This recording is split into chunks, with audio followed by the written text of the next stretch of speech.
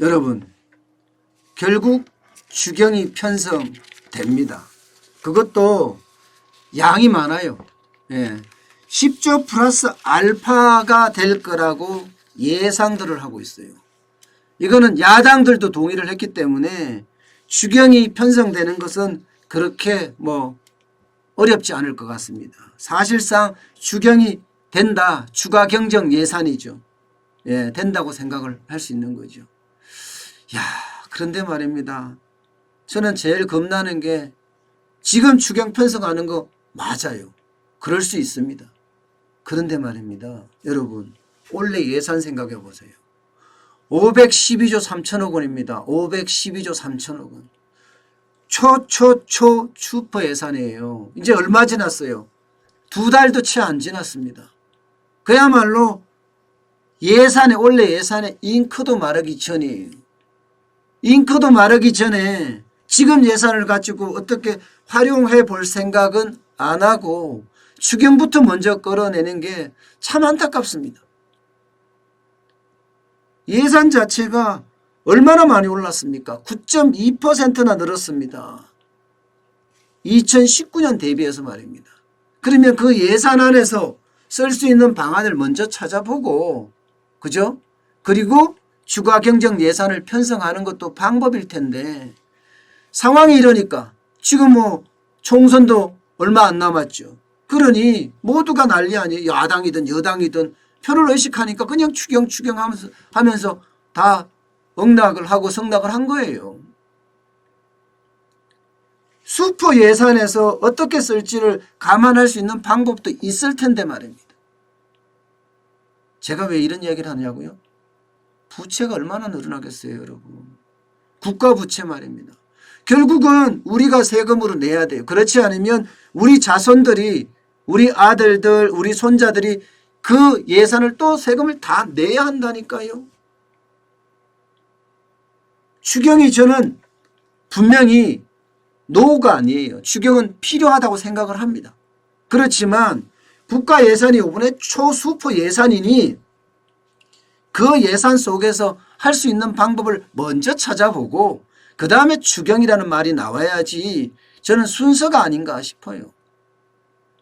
그런데도 여당에서 추경, 청와대에서 추경, 그러니까 그동안 기재부에서 저는 추경 없다, 잉크도 마르기 전엔 추경 안 한다 이렇게 하고 있다가 갑자기 추경하겠다, 10조 플러스 알파를 하겠다 이렇게까지 나오는 거예요. 야당도 덩달아서 그냥 추경에 대해서 사실상 용인을 했습니다. 그도 그럴 것이 지금까지 말입니다. 사스나 메르스 때도 보면 추경을 바로바로 그것도 슈퍼 추경이 됐었거든요. 2003년에 사스 때죠. 7조 5천억이 됐습니다. 그리고 2015년 메르스 때 12조 원이나 했어요. 12조 원. 그리고 문재인 정부 들어서도 일자리로 11조 원, 2018년에는 3조 9천억 원, 작년에는 5조 8천억 원 미세먼지 대응한다고 말입니다. 이렇게 추경을 계속 해내니까 이게 도대체 누구를 위한 추경인가, 그런 생각이 들 수밖에 없습니다. 왜? 초슈퍼 예산이니까 그 예산 안에서 어떻게 사용할지를 먼저 따져보고 추경을 했다면 저는 누구를 위한 추경인가 이렇게는 말을 안 했을 거예요. 근데 이제 한 2달밖에 안 지났는데 거기에 대해서 따져보지도 않고 정치권이 먼저 추경을 하겠다고, 그것도 10조 플러스 알파를 하겠다고. 그래서 제가 참 답답하다는 생각을 할 수밖에 없는 겁니다. 그리고 시기도 그래요. 시기도. 지금 3월 17일 날 추경을 올린다고 했나요? 3월 17일? 근데 10조 플러스 알파라는 돈을 쓰기 위해서 예산을 어디에 쓴다는 그 계획을 3월 17일까지 잡을 수 있나요? 기재부도 이거 난색을 표하는 부분 중에 하나입니다. 기재부도. 제가 말하는 것은요, 추경을 그러면 편성됐다고 쳐요. 편성을 하자고 쳐요. 해야 된다고 생각을 하니까. 저도 반대는 하지 않는다고 말씀을 드렸잖아요.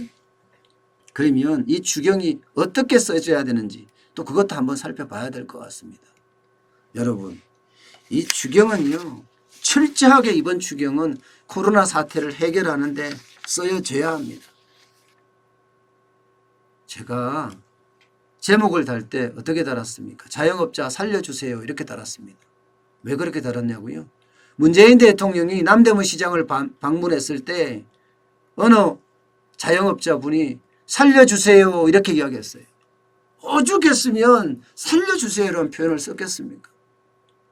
지금 자영업자는 완전 개점 휴업 상태입니다. 개점 휴업 상태. 그런 상태에서 이들에게 가만히 보고 있는다는 것은요, 굉장히 어려움을 자초하는 그런 일이 아닐까 싶어요.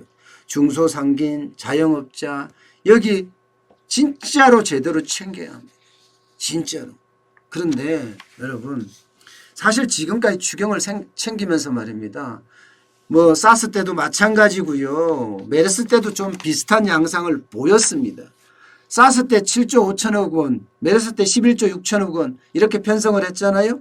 그런데 순수 메르스 대응 예산은 2조 5천억 원에 그쳤을 정도예요. 재해나 재난이나 이런 거에 대응하는 예산은 극히 일부분에 불과했다는 거죠. 크게 뜬금없이 말입니다. 철도 복선화, 고속도로 확장, 뭐 이런 예산들이 많이 들어갔어요. 그야말로 추경을 이용해서 쪽지 예산을 은근슬쩍 밀어넣은 거죠. 제가 우려하는 게 이거예요. 4.15 총선 뭐 연기된다는 말도 지금 굉장히 많이 나오죠. 제가 그랬죠. 연기된다는 말 나올 거라고. 근데 이게 연기된다는 이야기까지 나오는 상태에서 게다가 총선이 있는 상태에서 쪽지 예산, 그죠? 은근슬쩍 밀어넣는 이게 코로나19 사태를 해결하기 위한 예산이 아니라 자칫 의원들, 국회의원들 오히려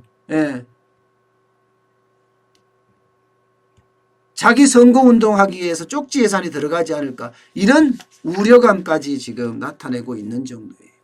그래서 지금 급하게 추경을 하기보다는요. 정확히 따져보고요.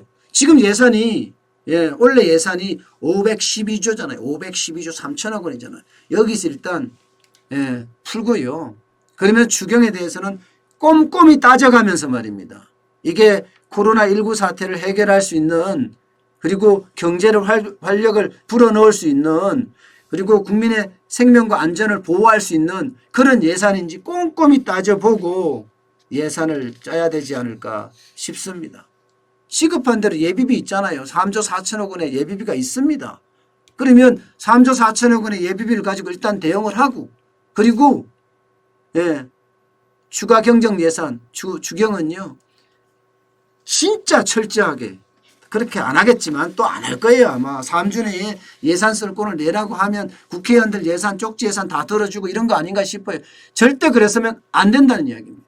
절대 그래서는 안 된다는 얘기예요.